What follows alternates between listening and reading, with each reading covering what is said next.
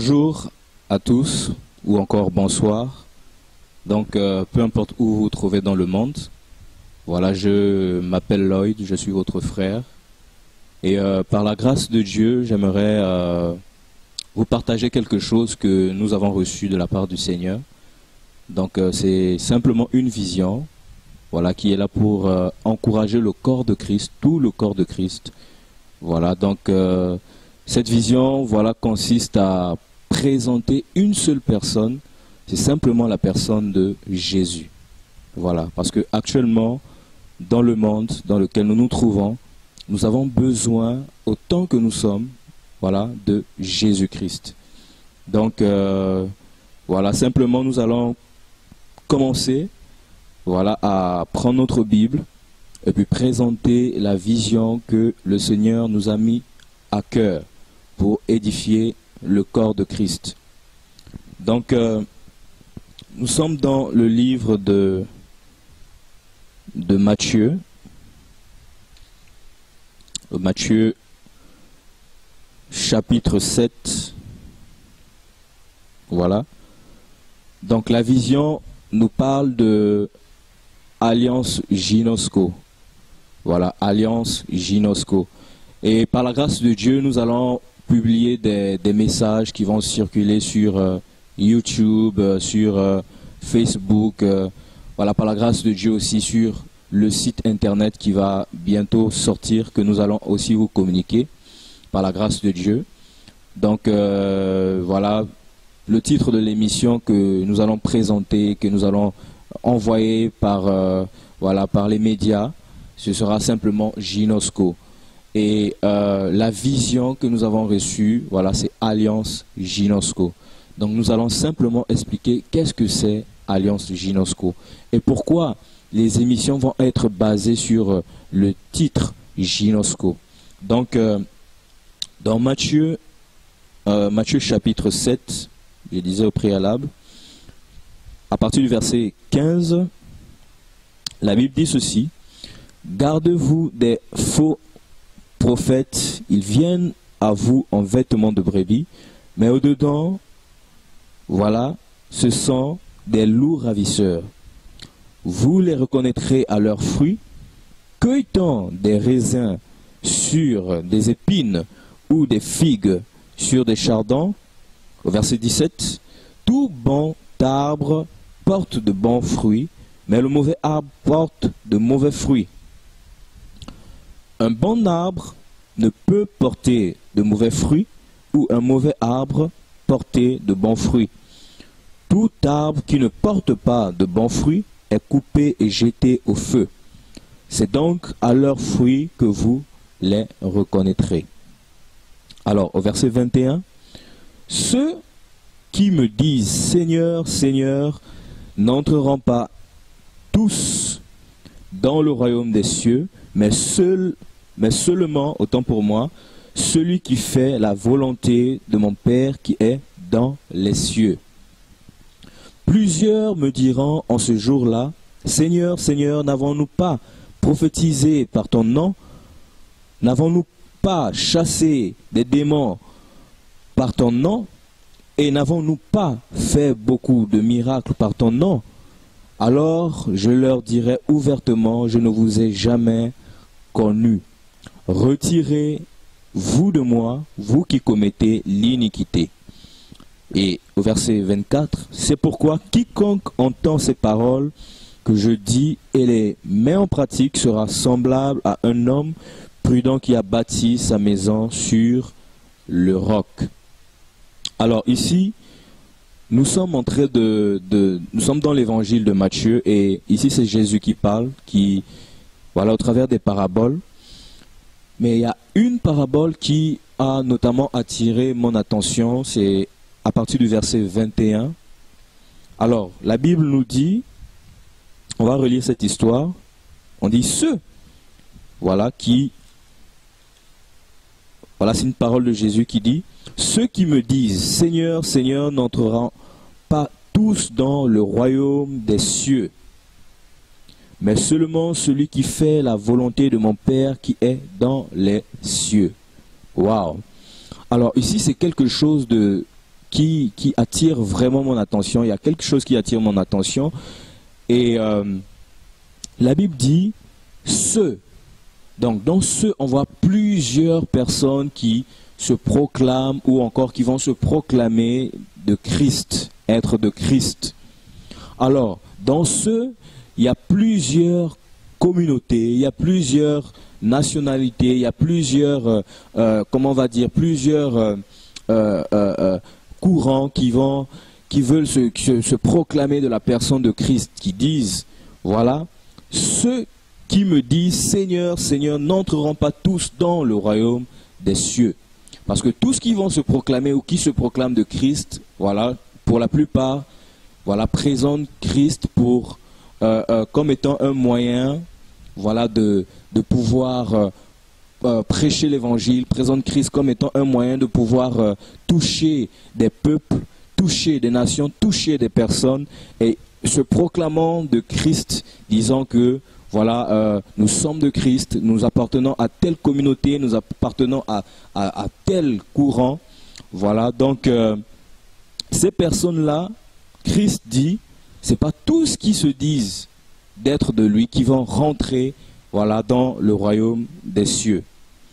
Alors, il dit encore, par la suite, n'entreront pas tous dans le royaume des cieux, mais seulement celui qui fait la volonté de mon Père qui est dans les cieux.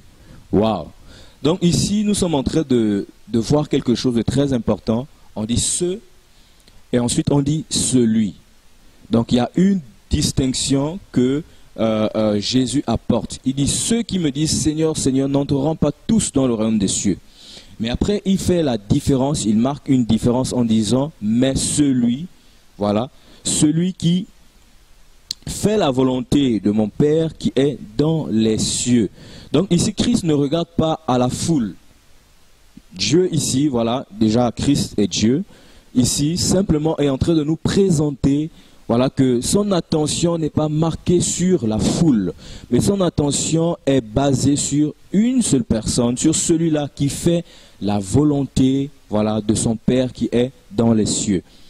Et au verset 22, il est dit, plusieurs me diront en ce jour-là, Seigneur, Seigneur, n'avons-nous pas prophétisé par ton nom? N'avons-nous pas chassé des démons par ton nom? Et n'avons-nous pas fait beaucoup de miracles par ton nom? Alors, ici encore, on voit que plusieurs, voilà, en ce jour-là, diront, voilà, quand on parle en ce jour-là, on parle en fait si on va dire ça comment? De la fin de toute chose, lorsqu'on sera devant le Seigneur, lorsqu'on sera devant le Seigneur Jésus-Christ pour pouvoir présenter à Christ, d'accord, le travail que nous avons fait étant vivant sur la terre, en ayant une vision, en ayant un projet, en étant, voilà, dans une communauté, se proclamant d'être de Christ. Est-ce que nous voyons? Et lorsque plusieurs vont se retrouver devant le trône de Dieu, Dieu dira à ces personnes, voilà, qu'il ne les a jamais connus. On le verra au verset 23. Parce que ce sont des personnes qui se sont proclamées de Christ, voilà, qui ont fait et ont eu des visions, qui ont travaillé, voilà, criant qu'ils appartenaient à Christ, mais malheureusement, par la suite, on verra qu'ils n'étaient pas de Christ.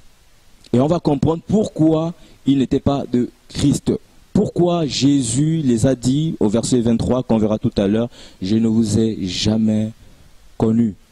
Et c'est quelque chose qui devrait réellement attirer notre attention. Parce que nous sommes dans les temps de la fin et beaucoup se proclament d'être de Christ.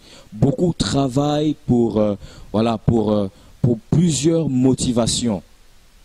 Est-ce que c'est de Christ, voilà, que nous sommes appelés? Est-ce que c'est de Christ pour Christ que nous travaillons?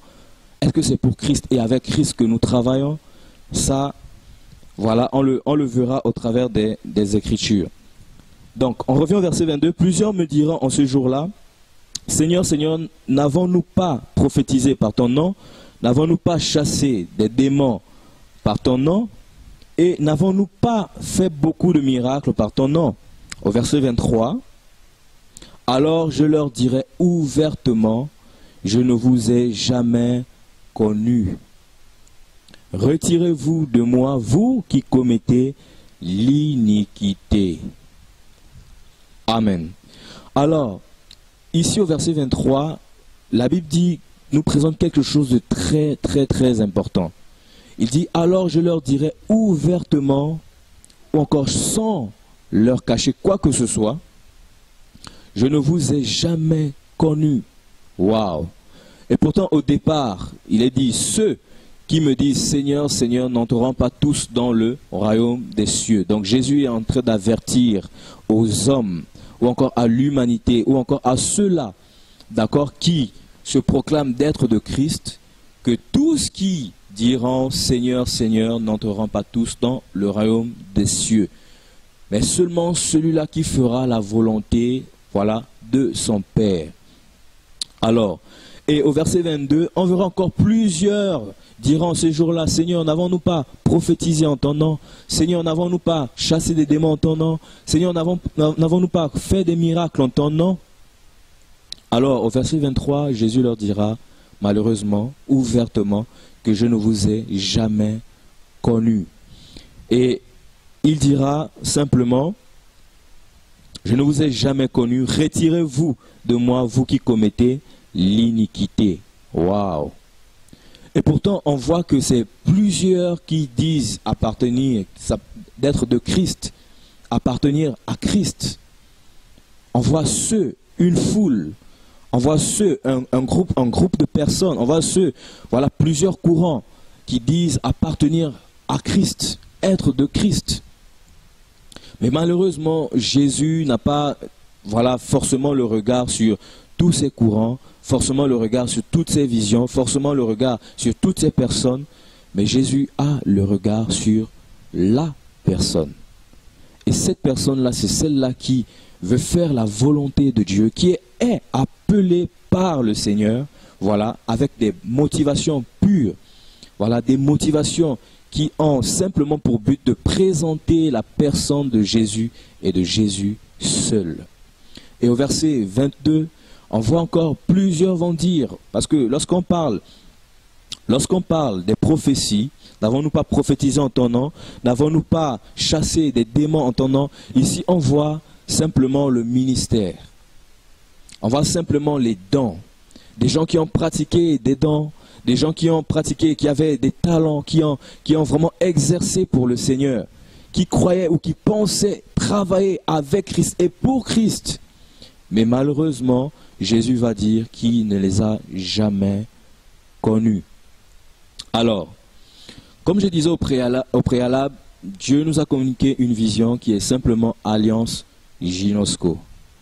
Et au travers de cette vision, nous voulons d'abord présenter la personne de Christ au travers des émissions. Voilà, une émission qui aura pour titre Ginosco.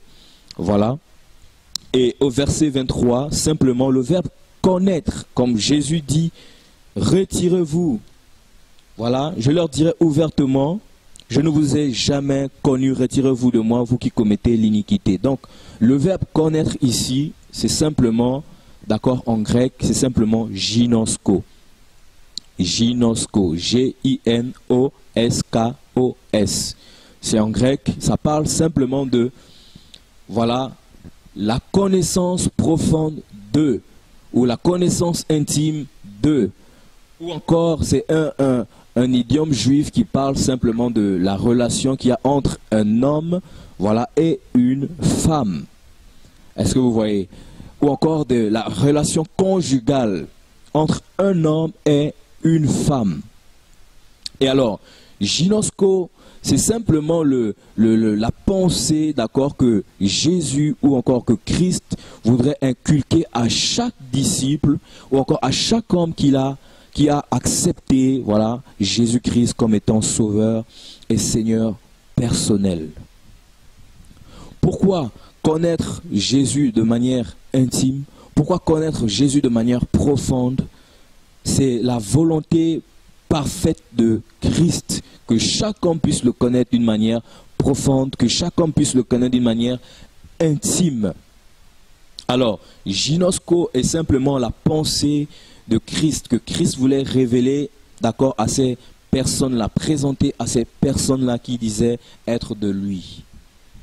Il les a simplement dit que je ne vous ai jamais connus. En un mot, littéralement, vous n'avez jamais été profond, vous n'avez jamais cherché en profondeur, vous n'avez jamais été intime à moi. Vous n'avez jamais eu cette relation qu'il y a entre un homme et une femme qui sont mariés, une relation conjugale. C'est que Jésus souhaite, voilà, c'est que Jésus attend de chacun de nous, voilà, c'est simplement avoir une relation intime, voilà, avec lui. Une relation profonde avec lui, de époux à épouse. La Bible dit que nous sommes l'épouse de Christ. Nous sommes sa fiancée, voilà, qui est en train de se préparer, se parer pour être enlevé pour les noces de l'agneau. Et lui, comme étant l'époux, il se prépare à nous amener dans notre demeure. Mais le temps qu'il nous donne sur la terre, d'accord, c'est ce temps pour que nous nous préparons, voilà, et que nous préparons le monde entier à pouvoir le rencontrer, à pouvoir être avec lui pour l'éternité, voilà, dans toute la gloire. Voilà, dans toutes ces promesses qu'il a données à l'Église au travers des Écritures. Alors, Christ simplement est en train de dire à ces hommes-là que vous n'avez pas été intimes à moi. C'est la raison pour laquelle je ne vous ai jamais connus. Vous qui commettez l'iniquité, vous n'avez jamais été dans ma volonté.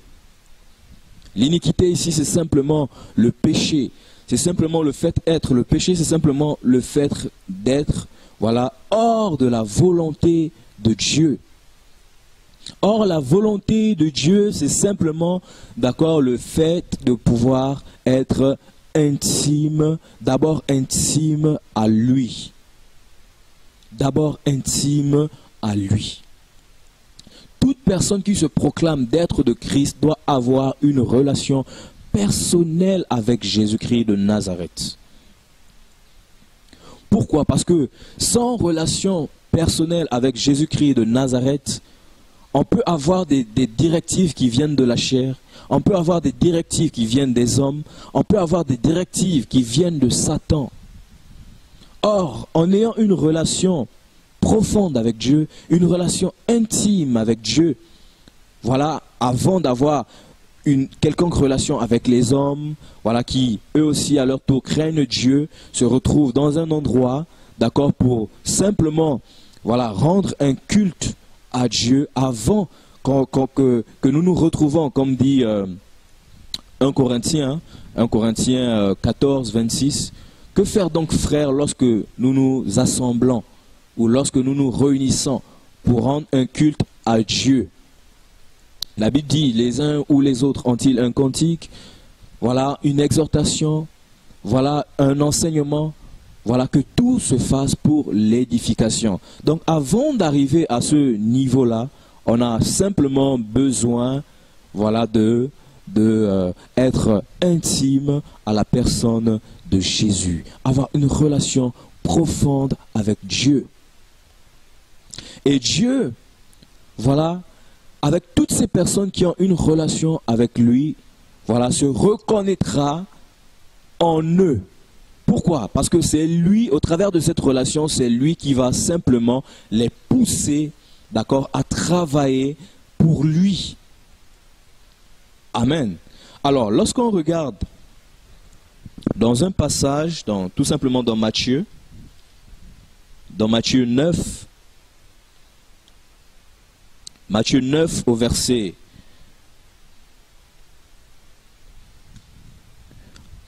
36, la Bible dit ceci: voyant la foule, il fut ému de compassion pour elle, parce qu'elle était languissante et abattue, comme des brebis qui n'ont point de berger.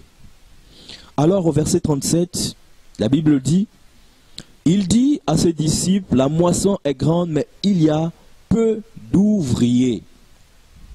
Priez donc le maître de la moisson d'envoyer des ouvriers dans sa moisson.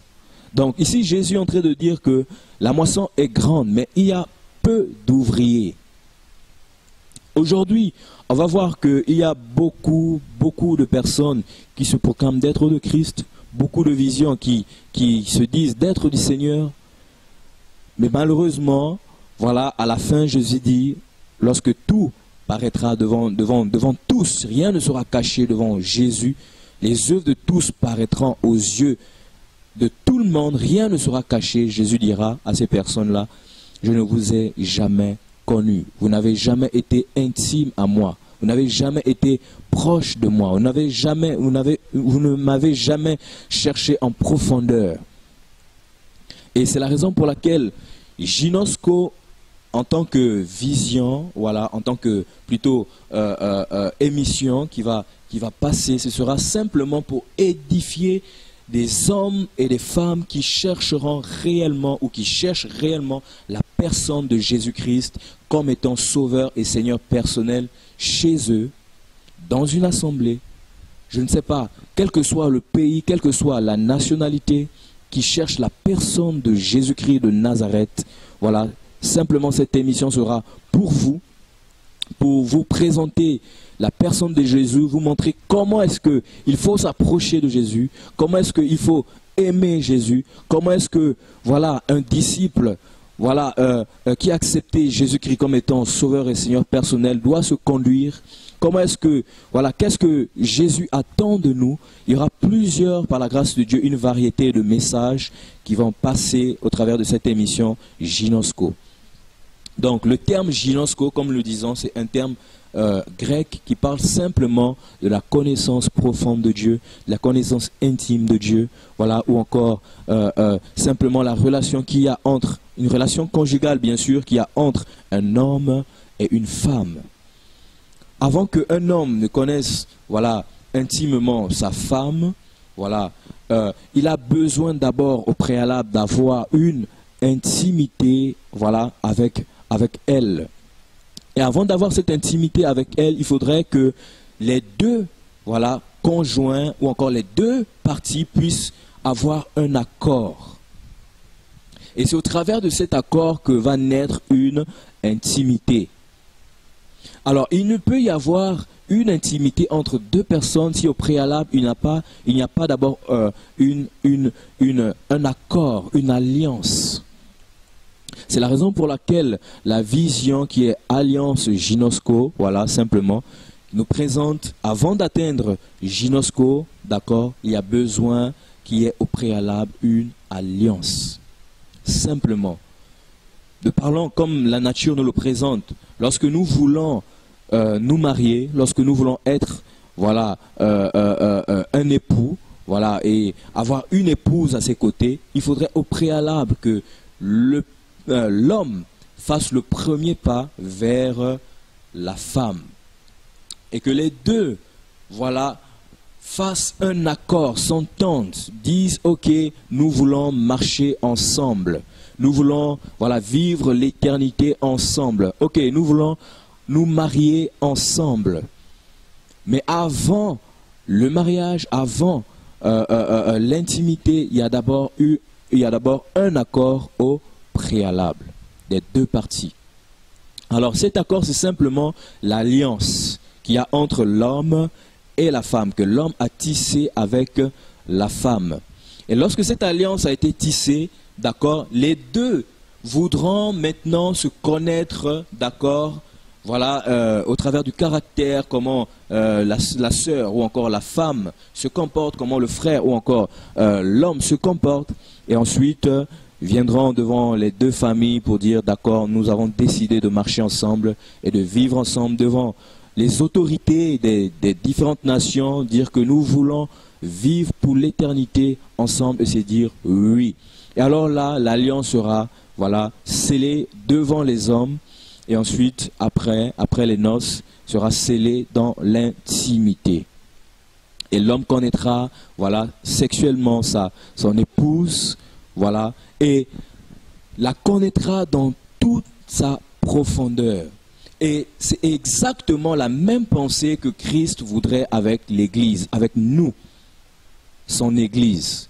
toute personne qui se proclame d'être de Christ doit d'abord au préalable l'accepter comme étant sauveur et Seigneur personnel. C'est la raison pour laquelle Jésus, lorsque Adam a péché, lorsque Adam est sorti voilà, de la volonté de Dieu, lorsque Adam s'est corrompu, voilà, et que le péché est rentré au travers d'Adam, il y a eu une séparation entre Dieu et les hommes. Et cette séparation a emmené, voilà, simplement Dieu, au travers de Jésus-Christ, à réconcilier, voilà, l'homme avec Dieu. Et au travers de la croix, et au travers du sang versé, voilà, par Jésus-Christ de Nazareth, au travers de la croix, son sang qui a coulé, n'est simplement que l'alliance, voilà, cette alliance-là qu'il devait tisser avec tous les hommes, avec toute l'humanité, toutes les personnes qui devraient, ou encore qui vont l'accepter, ou encore qui l'ont accepté comme étant sauveur et Seigneur personnel, ont tissé cette alliance, voilà, de par le sang, voilà, que Christ a versé à la croix. Et au travers de cette alliance, voilà, vous allez vous rendre compte que cette alliance va conduire toute personne, voilà, qui a donné son cœur à Jésus-Christ de Nazareth, voilà, à le connaître d'une manière intime, d'une manière profonde, d'une manière, voilà, qui n'a rien à voir avec une manière, qui n'a rien à voir avec le fait, une relation humaine, mais une relation, voilà, encore forte, une relation spirituelle, voilà, entre Dieu et les hommes, entre Dieu et toutes les personnes, voilà, qui l'ont donné simplement leur cœur. Donc, pour revenir à Matthieu 7, voilà, le verbe connaître ici, c'était simplement, voilà, en grec, ginosko, qui est simplement la connaissance profonde ou encore intime de Dieu. Chaque disciple de Jésus, chaque chrétien, chaque personne qui se proclame d'être de Christ doit être intime à Jésus-Christ de Nazareth. Mais avant, comme je le disais, cette intimité, il faudrait d'abord l'accepter réellement comme étant sauveur et Seigneur personnel. Et en l'acceptant, le sang de Christ qui a été versé à la croix nous purifiera, nous lavera, voilà, de tout péché. Et ensuite, on va rentrer dans cette alliance que Christ a tissée avec tous les hommes. Voilà, tissée avec tous les hommes. Et cette alliance va nous permettre de le connaître en profondeur. Donc c'est simplement alliance ginosko.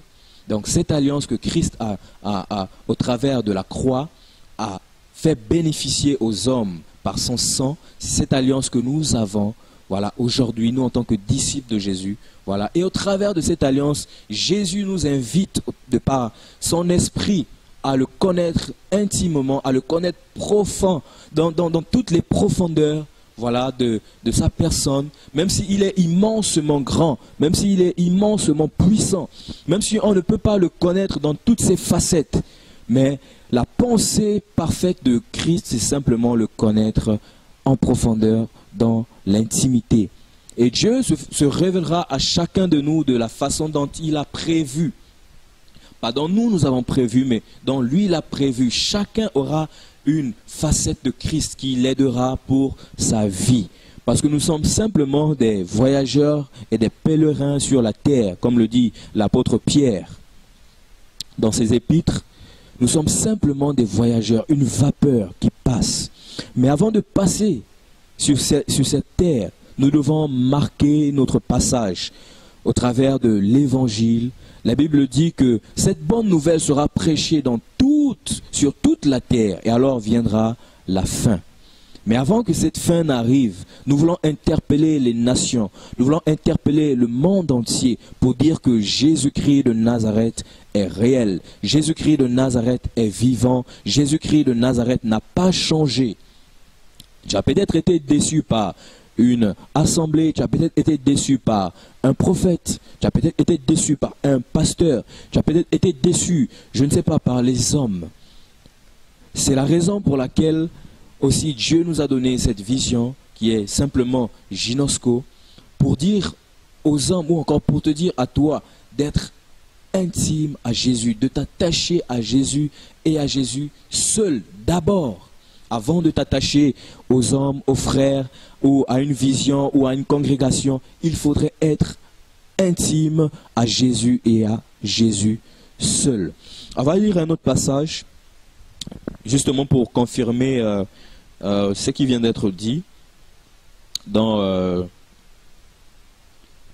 le livre de Hébreux. Dans le livre de Hébreux. Hébreux chapitre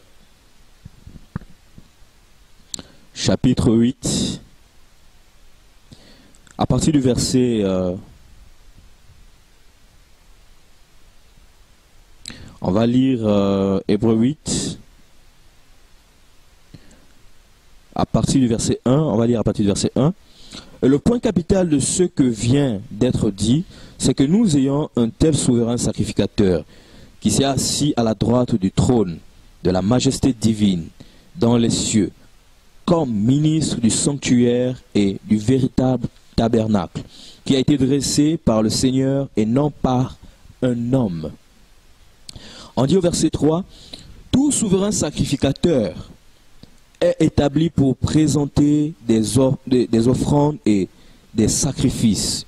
Il est donc nécessaire que celui-ci ait aussi quelque chose à présenter.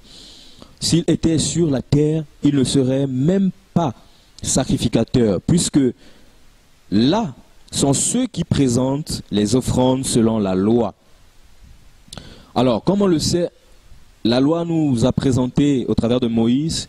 Voilà, par la grâce de Dieu, Moïse a reçu une vision de la part du Seigneur de construire le tabernacle. Voilà, et Dieu, au travers de Moïse, a donné les tables de la loi. Et Dieu, au travers encore de Moïse, voilà, lorsqu'on lit l'Ancienne Alliance ou encore le Tanakh, on va se rendre compte que chaque année, les souverains sacrificateurs devaient rentrer au temple, d'accord, pour offrir des sacrifices pour leur propre vie, et pour le peuple, le péché du peuple et le péché, voilà, du sacrificateur lui-même. Pourquoi? Parce qu'en ce temps-là, le péché de l'humanité n'avait pas été encore effacé, d'accord? Parce qu'il fallait simplement un sang pur, notamment celui de Jésus-Christ de Nazareth, que nous voulons présenter au travers, voilà, de cette émission. Et alors, on va se rendre compte que la venue de Christ va simplement, d'accord, puisqu'au travers de plusieurs prophètes, avant que Jésus n'arrive, plusieurs ont présenté sa venue. Effectivement, ces prophéties ont été réellement manifestes, et la venue de Christ a permis que Christ, d'accord, puisse rétablir ce lien, d'accord, entre l'homme et Dieu qui avait été coupé au travers du péché d'Adam et Ève. Et ici au verset 5, il est dit, « Il célèbre un culte image et homme des choses célestes, comme Moïse en fut divinement averti lorsqu'il allait construire le tabernacle. Et soin lui fut-il dit de tout faire d'après le modèle qui t'a été montré sur la montagne. Mais maintenant, il a obtenu un ministère de ton supérieur qui est le médiateur d'une alliance plus excellente. » On voit ici qu'il y a une alliance plus excellente qui a été établie sur de meilleures promesses. En effet, si la première alliance, donc on voit simplement le tabernacle, voilà le Tanakh, voilà simplement la Torah, la première alliance, voilà, avait été sans défaut, il n'y aurait pas été question de la remplacer par une seconde, car c'est avec l'expression d'un blâme que le Seigneur dit à Israël, « Voici les jours viennent, dit le Seigneur, où je ferai avec la maison d'Israël et la maison de Juda une alliance nouvelle. » Alors, cette alliance nouvelle, au verset 9, non comme l'alliance que je traitais avec leur père, le jour où je les saisis par la main pour les faire sortir du pays d'Égypte. Donc ici, on voit qu'il y a, voilà, une première alliance et on nous parle effectivement qu'il y a une seconde alliance qui est simplement venue au travers, voilà, de la personne de Jésus-Christ de Nazareth. Et au chapitre 9 du livre de Hébreux, on va venir au verset 27, voilà. Et comme il est réservé aux hommes de mourir une seule fois, après quoi vient le jugement. De même Christ qui s'est offert une seule fois pour porter les péchés de beaucoup d'hommes, paraîtra sans péché une seconde fois à ceux qui l'attendent pour leur salut. Donc ici on voit que Christ est mort à la croix pour le péché des hommes, pour cette seconde alliance qui devait tisser entre l'homme et Dieu.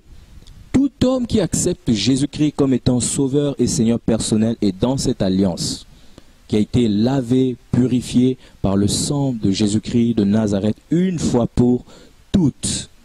Et cette alliance fait en sorte que chaque homme, voilà, commence à chercher, voilà, la personne de Jésus, voilà, dans la prière, dans la méditation de la parole de Dieu, dans simplement les réunions de prière avec des frères, dans simplement des réunions de partage avec des frères, ou encore assister à des programmes ici et là, simplement pour garder cette relation, cette alliance, cette intimité avec Jésus-Christ de Nazareth.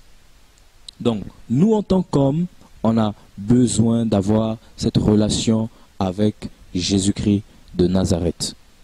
Voilà, je voudrais présenter un autre aspect. La Bible dit dans le livre de Matthieu 24, c'est un aspect très très important.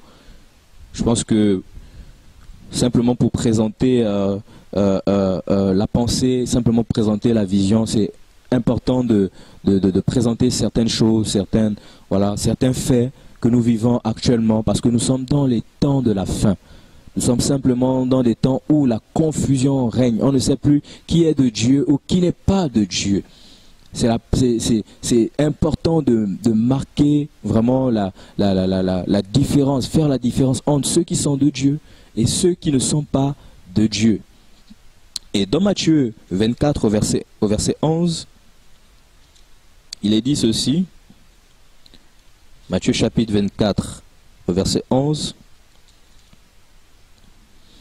il est dit, plusieurs faux prophètes se lèveront et ils séduiront beaucoup de gens. Donc beaucoup, il y aura un réveil des faux prophètes dans les temps de la fin, dans les temps dans lesquels nous sommes à la fin pratiquement, voilà. Et beaucoup de faux prophètes se sont levés, beaucoup de personnes se disent d'être de Christ.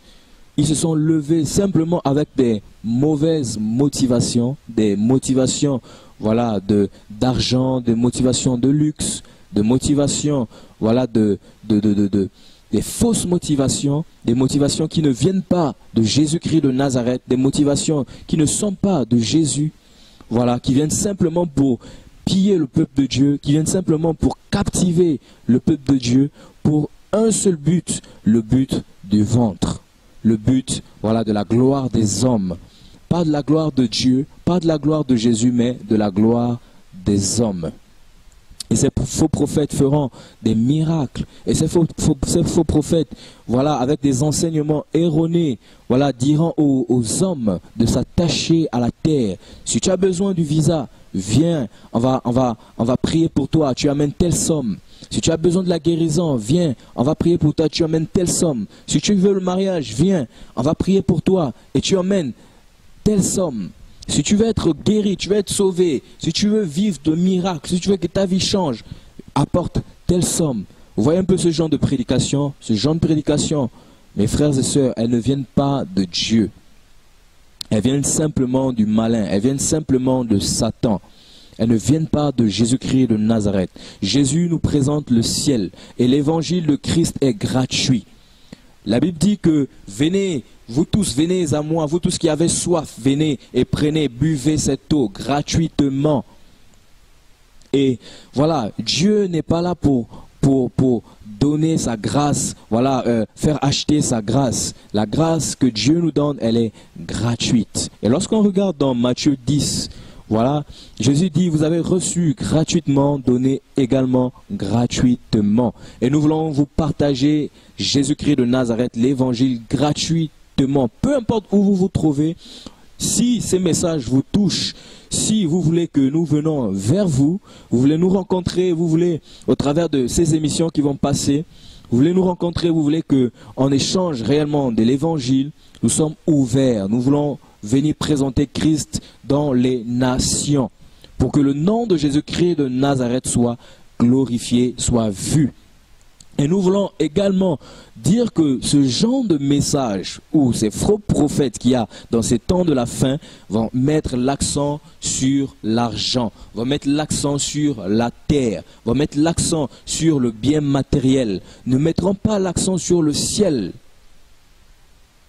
C'est la raison pour laquelle Dieu nous a mis également ces messages à cœur, cette vision à cœur, pour dire à son peuple de se préparer à son retour et d'être intime à lui, d'avoir des temps de prière chez toi, avec ta famille, d'avoir des temps de méditation, d'avoir des temps voilà, où tu seras présent dans ta chambre seul, sans qu'il y aura une autre personne en dehors de Jésus. Et Jésus te parlera, tu vas l'écouter, et toi également tu parleras à Jésus, et Jésus va t'écouter, te consoler, te fortifier, t'encourager, te préparer pour son retour. Parce qu'il viendra chercher des intimes.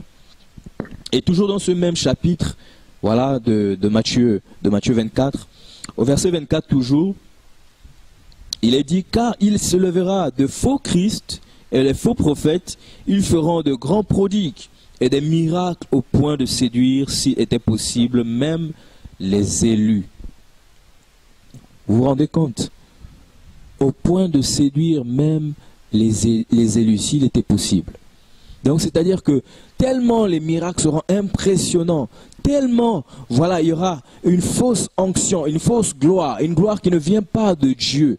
Une gloire qui est satanique certainement, puisqu'on dit des faux prophètes, qui viendra pour séduire, qui aura pour but de captiver les hommes, de ne pas emmener les hommes au salut, mais d'emmener les hommes à la terre, à s'attacher au bien matériel. Bien-aimés dans le Seigneur, frères et sœurs, toi qui veux donner ta vie à Jésus, mais tu hésites parce que tu dis il y a des faux prophètes, des faux prédicateurs qui sont simplement là pour l'argent. C'est vrai, malheureusement. Mais il y en a aussi qui sont de Dieu, qui présentent l'évangile de Christ, qui présentent le salut, qui disent aux hommes de s'attacher uniquement à Jésus-Christ de Nazareth et ne pas s'attacher aux hommes, et ne pas s'attacher aux miracles, et ne pas s'attacher aux prophéties, et ne pas s'attacher à un prophète, à un pasteur, à qui que ce soit, mais s'attacher uniquement à Jésus-Christ de Nazareth. Avoir une intimité profonde avec Jésus-Christ de Nazareth. Une connaissance parfaite de ce Dieu-là, de la parole véritable. Cette parole-là qui fera en sorte que on ne va pas te berner. Cette parole-là qui fera en sorte que tu ne seras pas séduit par des miracles mensongers. Mais cette parole qui viendra te préparer, te fortifier, t'encourager pour le salut éternel. C'est la raison pour laquelle Dieu nous a donné cette vision qui est simplement Alliance Ginosco. Et Ginosco qui sera simplement le titre ou encore le titre voilà, de ces émissions qui vont passer certainement par la grâce de Dieu sur YouTube, sur Facebook. Et il y aura également voilà, un site web qui sera communiqué ultérieurement, où ces vidéos que Dieu nous mettra à cœur, voilà, je ne serai pas certainement le seul à intervenir. Par la grâce de Dieu, on pourra, lorsque Dieu nous mettra à cœur, lorsque Dieu voilà, va nous conduire, on pourra inviter également d'autres frères qui ont la grâce, voilà, dans l'enseignement, qui viendront également vous encourager, qui viendront également présenter la personne de Christ, parce que nous ne sommes pas des stars, nous ne sommes pas nous ne voulons même pas être connus. Voilà, nous voulons simplement présenter la personne de Jésus. Nous ne voulons pas être des stars, nous ne voulons pas être des bishops, nous ne voulons rien être que simplement des disciples de Jésus. Voilà, des personnes amoureuses de Jésus qui veulent également que d'autres personnes soient sauvées, que d'autres personnes connaissent la vérité. Si tu es dans une assemblée où on te prêche chaque jour, l'argent, chaque jour, le bien matériel, si tu veux le visa, si tu veux ceci, si tu veux cela, mais on ne te parle pas du ciel. Sors de cette assemblée et cherche véritablement Jésus-Christ comme étant sauveur et Seigneur personnel. Si tu es chez toi, Jésus te parlera. Si tu es, je ne sais pas où, Jésus viendra à toi. Si tu as un cœur sincère, si tu veux réellement t'abandonner à Christ, il viendra à toi et il se révélera à toi. Donc, voilà un peu, en gros, ce que je voulais partager, ce que je voulais présenter. Voilà, simplement que Jésus-Christ soit béni, soit glorifié. Voilà, je suis simplement votre frère. Et si vous voulez nous contacter, d'accord, nous avons une boîte électronique, voilà, qui est simplement allianceginosco1@gmail.com. allianceginosco1@gmail.com. Donc voilà, vous allez voir, ça va passer, il y aura une bande d'annonce en bas, simplement, qui présentera ça, avec un numéro de téléphone que vous allez aussi voir en bas. Et à la fin, certainement, vous allez encore voir après chaque émission, le numéro de téléphone et le Gmail. Voilà, soyez bénis au nom de Jésus. Amen.